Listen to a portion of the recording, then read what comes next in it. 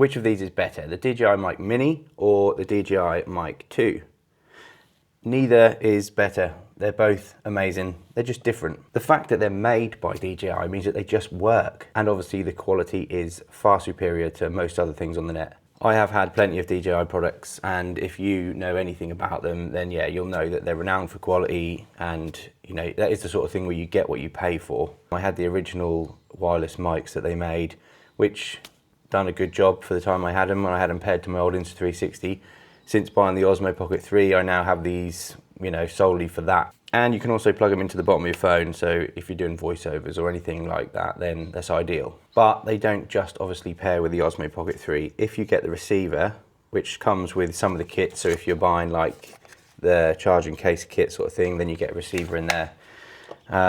Then you can just plug them into any sort of camera or your phone and use them like that.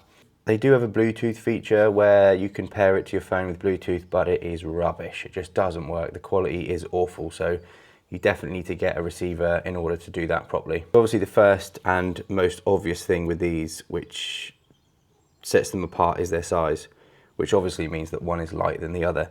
And you really notice it. I mean, I've got one of the Mic Minis on at the minute. It's not pulling down on my t-shirt too bad. When I have the Mic 2 hanging off my t-shirt, you really know about it. You know, it drags it down. It doesn't look great, it doesn't feel great. There's pros and cons to both, which I'll get to in a minute. Let's start with the Mic Mini, as this one I feel is for normal people. I don't know. Parents, small creators, YouTube shorts, TikToks, that sort of thing. People who don't want to learn audio, they just want it to work. They want it to sound good. They're nice and easy, they're small. And one of the huge differences is they don't have onboard recording. So like I said, if you're just looking for a clean audio feed, they are perfect for that. And you know, the Mic Mini, it is tiny, like the sort of lose it in your sofa type tiny. There's only a couple of buttons. You've got one for pairing and one for powering it on and off, and the pair button also works to actually turn your camera on and off too. So if you've got the Osmo Pocket 3 and you hit the pair button, it starts recording and vice versa. Nice and simple. If you get the case, the charging case that comes as a kit, you know, you've got two slots there for two mics, receiver in the middle, charges by USB-C, so very common these days. This surprises me a little bit about DJI. Didn't expect that. Don't like that. Which kind of contradicts me saying about it being quality. They are quality, everything about them feels good, but that just surprises me a little bit. You've got a couple of options on how to mount them to yourself. So the first one is the clip, which, you know, pretty self-explanatory really. You can hook it on the top of your t-shirt or on the side of your hat. Or the other one is a tiny magnet which comes with it. So like the one I'm wearing today, you just pop the magnet on the inside of your t-shirt and the mic on the outside, and it's got a good hold. But, and this is the important bit, this is one of the main differences between the two mics, is that, get in focus, this one doesn't have onboard recording, obviously. I mean, look at the size of it, whereas this one does. This one has essentially the option to have a safety track. So if you're filming in a really loud environment or it's really quiet and you go to do your edit and you find that, oh, it's clipped the audio because there's too much background noise. With the DJI Mic 2, there's something called 32-bit float, which is basically where it records on 3 levels. So you've got the audio you can hear now, also a version with a lower gain and a higher gain. So once you upload them to your computer, you can pull that track from the mic and use one of them instead. So there's a pretty good chance that you should end up with good audio. I hope I got that right. Both support the muffs. Muffs? Not muffs. These things. So, yeah, a wind muffler or a sock or a dead cat, I think it's called in a professional world. Which massively helps. I have had great results with this outside in the wind, where, you know, normally you would hear the wind noise on your mic, but as soon as you've got the dead cat on there, perfect audio. And I have tested that in some pretty windy scenarios as well. I'll try not to talk about muffs anymore. In terms of ease of use, they're both fairly easy really, but Mic Mini wins that one.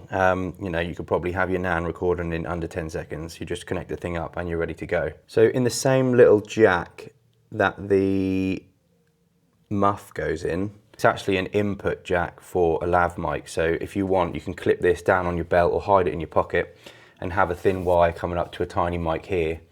So it works like that as well. So the weights, like I said, this makes a difference. If you clip the DJI Mic 2 onto your shirt, for instance, you know, that's obviously annoying. And I think the Mic Mini is about 10 grams, whereas this is 18-ish, so it's nearly double the weight.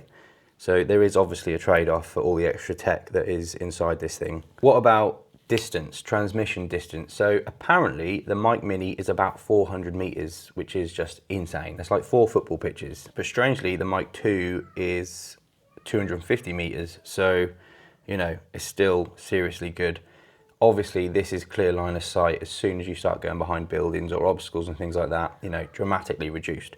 But still, I would say, you know, if you're looking at 40, 50 meters or whatever, you know, I move away from the camera, the audio doesn't change apart from the acoustics of the wall I'm standing near. So obviously what this means is I can stand out here and you can still hear me in my wife's Crocs in the wet grass.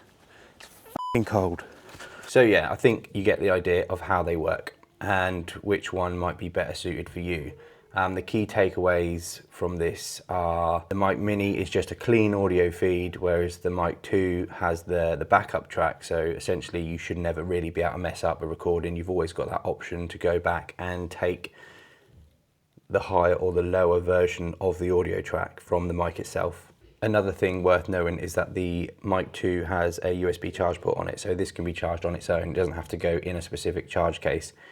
Whereas the Mic Mini does not. So that does have to go in the charge case to be charged.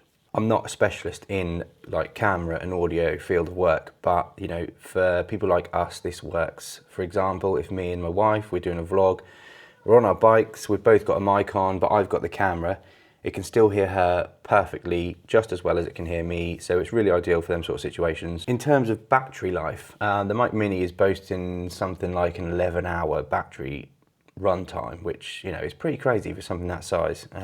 Real world tests, I don't know, but obviously it's easy. You pop it back in the case, charges up super fast, whereas the Mic 2 is a lot less, about 6 hours, and I would only imagine that's because it's got a lot more going on inside it. So yeah, I don't know. But if you're out and about all day and you have the charging case for both of them mics, then you know you're going to be fine. Like I said, otherwise if you don't, if you just have the Mic 2 without a charging case, nice and easy, just plug it in, it charges up nice and fast. In terms of my favourite, I don't know really. The Mic Minis are newer to us, so I really like how small and lightweight they are. So much more compact, so much more discreet. Obviously on paper, mega runtime, mega range. But obviously that comes with cons against the Mic 2, which has all those extra features. So it really just depends on what you need it for. If this has been of any use whatsoever, drop a like and I'll see you later.